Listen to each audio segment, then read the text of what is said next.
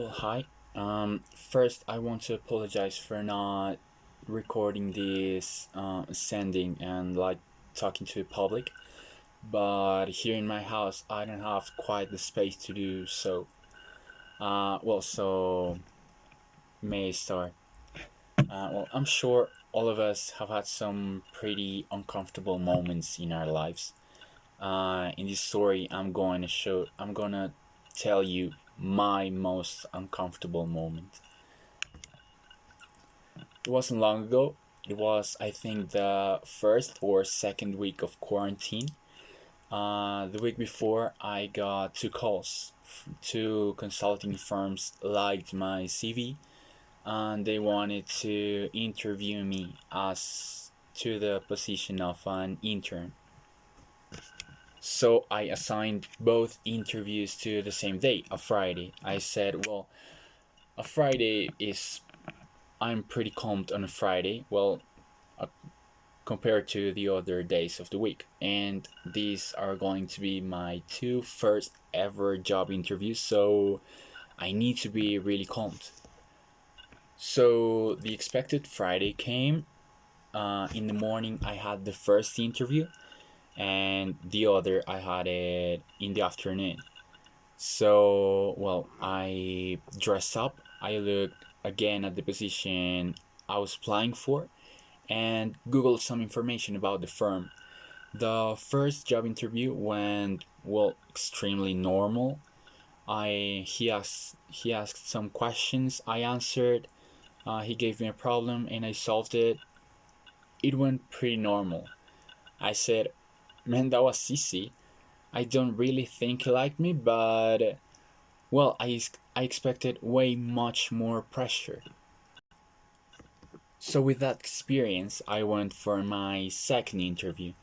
I did the exact same procedure that I was doing for the first one. I sat in front of the computer waiting for them to call me. When I finally got the call, something unexpected. I was going to be interviewed by three guys. The stock market director of the firm, the bond market director of the firm, and the last trainee they had.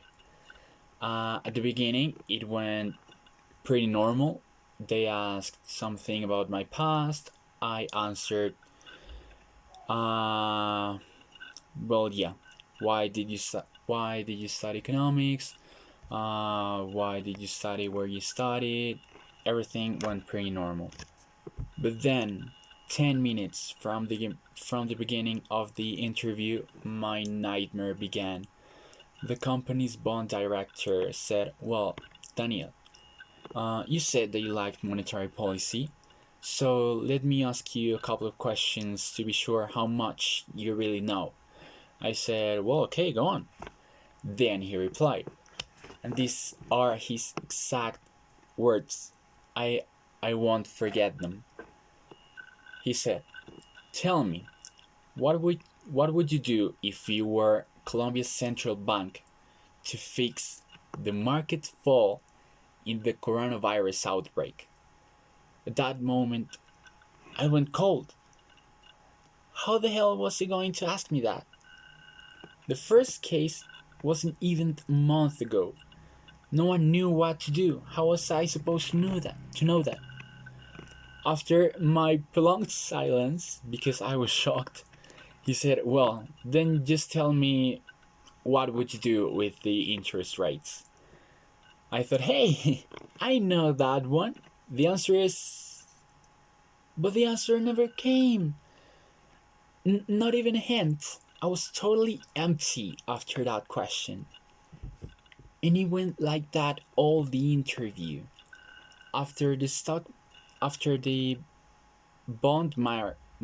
market director had his turn, the stock market went after him. I'm not gonna waste your or my time explaining how I couldn't even answer those questions. So they went another way. The stock market director said, Daniel, I noticed that you're a little tense. Please calm down, or you're going to keep giving us the wrong answers. I thought, hey, thank you. I didn't have the time to realize that I wasn't even answering at all. I didn't notice. Thank you for saying that. And then he said, Daniel, tell me something to end this interview. What was the last article that you read? So I answered, well, actually, I was looking at an article about some measurements that the Federal Reserve was going to take. I actually had given it a look like an hour before the interview when I was like scrolling down to my phone. So he said, well, tell me, what did the Fed do? And again, I was shocked. I had just read it and I couldn't remember what was the article about. What did the Fed do? I didn't remember and I had just read it. So after this interview, I was devastated. I didn't answer things I would normally master at a test.